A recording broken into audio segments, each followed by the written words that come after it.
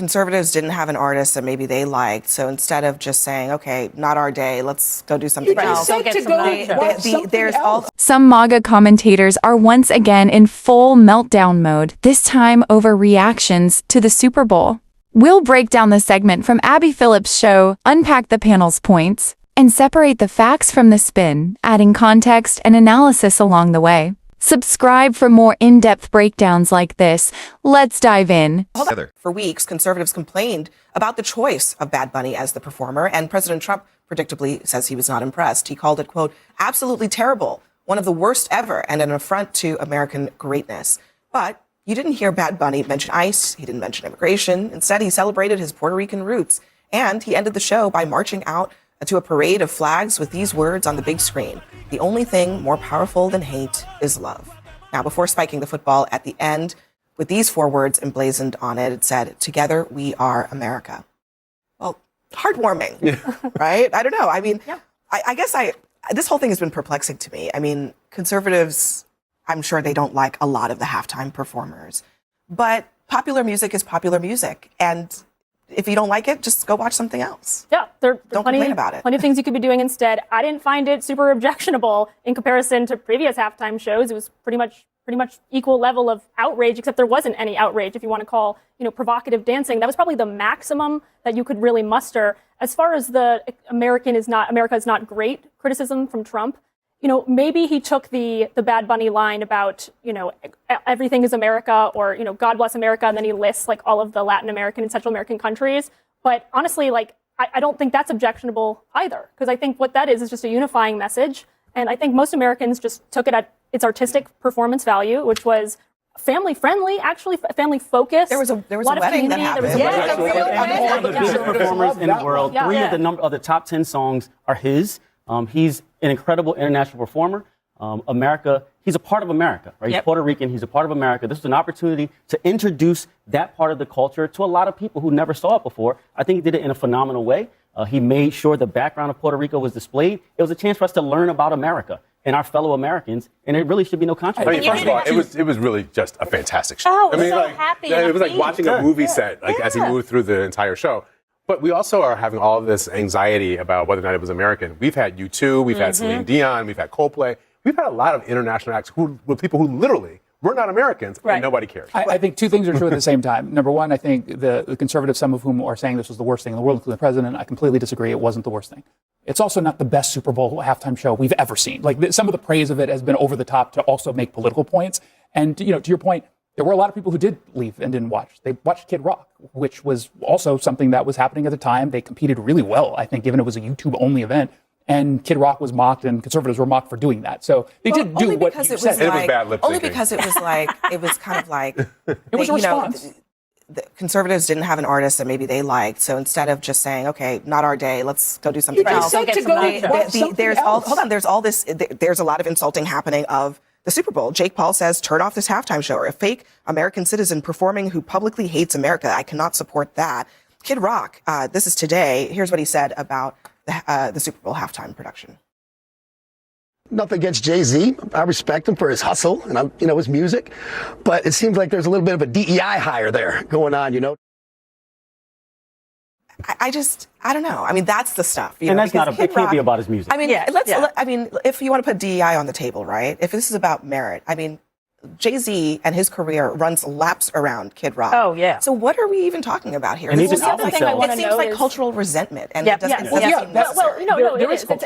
it's the reactionary culture that I think is so insufferable to so many Americans. And if you want to really take the Kid Rock lyrics, you want to take the Bad Bunny lyrics, I mean, come on, it's like a whole nother level. And that's coming from a conservative who's like, this is outrageously there was a vulgar. piece of Kid Rock's lyric where he's talking about underage girls that was highlighted a couple days ago. And the thing about, you didn't have to speak Spanish to know what he was saying, right? And it was so joyful. It was so upbeat. It was so young kids and people getting married and, iconic. But even if it wasn't, you don't like the music. I didn't know what he was saying. I didn't hate the performance. Even if it wasn't, you don't like the music, it doesn't make it un-American. One, America doesn't have a national language. language, right? And so if he spoke Spanish, he spoke Spanish. He's Puerto Rican, he speaks However, Spanish but to Puerto it Rican. should be an event However, that but brought imagine people being so together. bigoted that you think, I don't like this music, so it's un-American. Right. Well, Imagine I don't being so think he bigoted said. that I you don't think Bad Bunny set himself up for success, though. He tainted his future performance by his anti-ICE activism that nobody asked for. Or he elevated his stature. He Or set he himself up for elevated success by himself. being No, the it's- top-selling artist right now in the world. He has But 3 that's why songs in so the many top 10. Americans, I think, That's why he tuned was in the out. Super They Bowl. tuned out because they anticipated an anti-law enforcement screed when they would have just didn't wanted a happen. performance, which didn't happen. Which didn't happen. You're right, So but that's why you don't why use the that stage continued for that. hatred of him. And they had And by the great way, Kid radio. Rock, No, Kid- honestly, it Kid didn't Rock happen. just did an I was anti-woke screed, right? Right when they had, Yes, they had the and conversation. he's getting criticized by the left You for were it. Because the saying- artists you were are able saying to- there ought to be able to is say what they want. resentment. What do you mean by that? I think the left has had control over entertainment for a while, and we just haven't seen conservative values at this, exposed to the same level. We just haven't. And part of that is,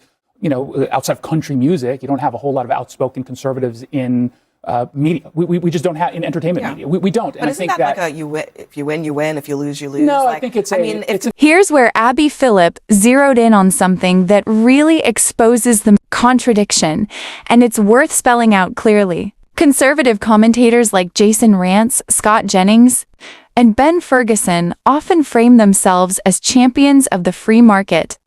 Let the market decide. If it sells, it wins. That's been the mantra for decades. But when the market overwhelmingly embraces Bad Bunny, suddenly the talking point shifts. Now, it's about DS hires. Now, it's about cultural favoritism. Now, it's suspicion instead of supply and demand. Here's the reality. You don't become one of the most streamed artists in the world because of a corporate diversity memo. You don't dominate global charts because an executive prefers you over someone else. Audience enthusiasm can't be manufactured at that scale. Millions of people voluntarily choosing your music. That's the marketplace in action. And that's where the frustration seems to lie. It's not that Bad Bunny lacks merit. It's that he doesn't represent the cultural lane some conservatives would prefer to see elevated. Figures like Kid Rock are often positioned as alternatives, but popularity isn't assigned by ideology. It's earned through demand. What we're witnessing feels less like a debate about music and more like discomfort with cultural evolution. The country is changing, audiences are broader, tastes are shifting, and when commentators argue that their preferred voices deserve equal prominence regardless of audience size, that's not the free market. That's resentment toward it. The irony is hard to miss. For a movement that frequently criticizes participation trophies, there's an unmistakable frustration when they don't win the cultural contest. In a pluralistic democracy, people get to choose what they watch, stream, and celebrate. And sometimes, that choice doesn't align with conservative expectations. a lot of folks who finally came out and said, I'm not comfortable speaking out as a conservative. And I think we have going on right now with Nicki Minaj, who's getting attacked over this very issue. Most artists don't speak out about politics. They're One way or the successful. other. Yeah. I They're agree. successful on Yeah, their that's the fandom, point. on whether And people Bad love their Bunny music, wasn't whether chosen they for are his producing politics. things that are Correct. good. But there's So a I mean, bullying culture. I don't believe that any artist should be judged on their politics. But if it is, in fact, Depends that on the politics. right-leaning artists are just simply not producing the art that people want to consume, isn't that just merit? No, Playing because itself whether out? or not someone feels Because they're not comfortable allowed to be speaking right. out in I'm favor of talking their about putting conservative aside. values. I'm talking about putting aside their political views. But Just I'm straight. Here's the next layer of what the Super Bowl controversy really exposes, and it's about more than music. Artists like Bad Bunny or Kid Rock have every right to share their perspectives.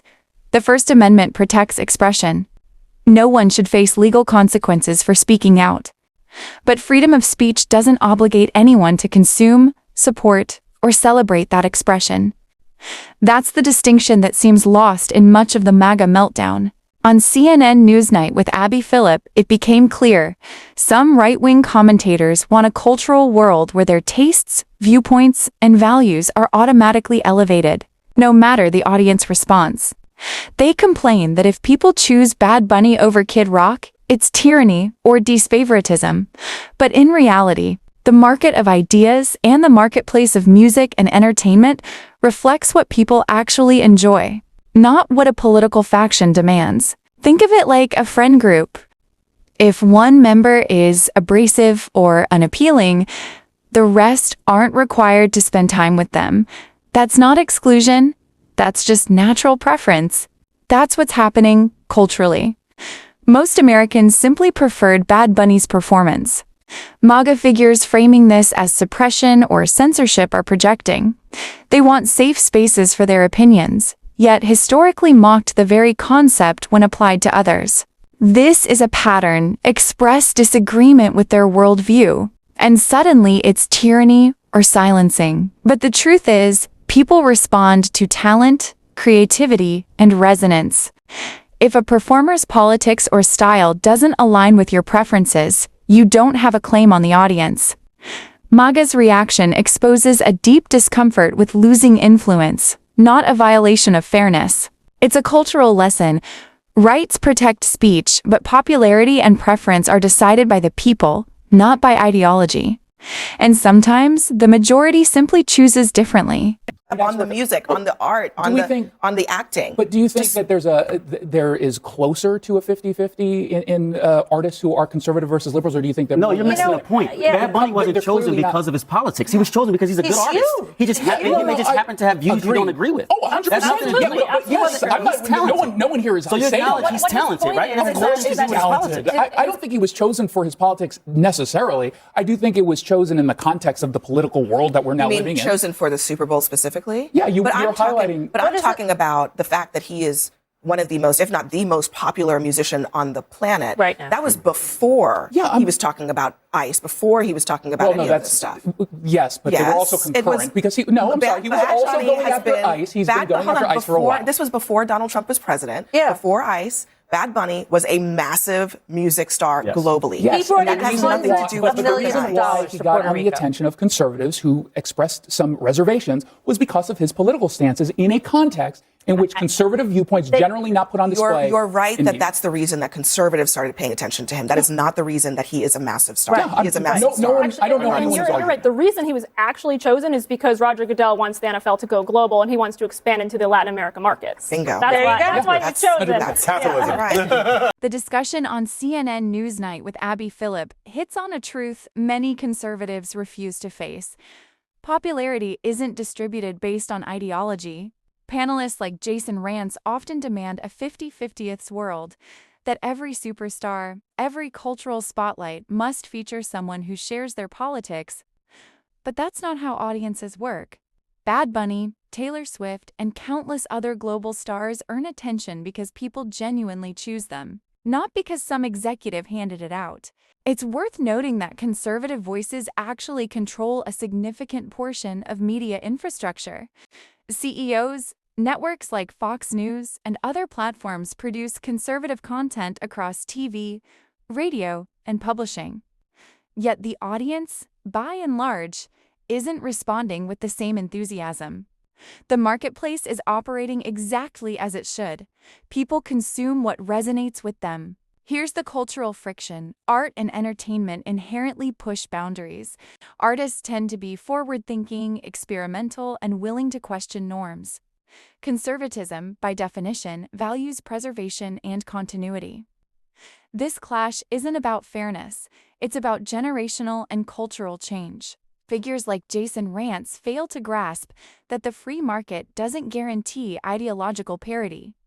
It guarantees that talent, appeal, and connection with audiences drive success. For MAGA commentators, simply telling viewers, just watch something else, is insufficient. They feel entitled to a guaranteed seat at every cultural table, demanding equal visibility for voices that haven't earned mass popularity. And when the majority chooses differently, that's framed as tyranny or censorship, when in reality, it's just the dynamics of choice in a pluralistic society. This is the last gasp of an older, crumbling worldview, one clinging to the notion that their perspective deserves automatic amplification. As Abby Phillip points out, the solution is simple. Turn the channel, engage with what resonates, and recognize that losing the popularity contest isn't oppression. What do you think? Are MAGA voices simply struggling to adapt to a changing cultural landscape? Or is there more at play? Drop your thoughts in the comments below. If you found this breakdown insightful, make sure to hit like and subscribe to Demo News Watch for more analysis of politics, culture, and the free market of ideas.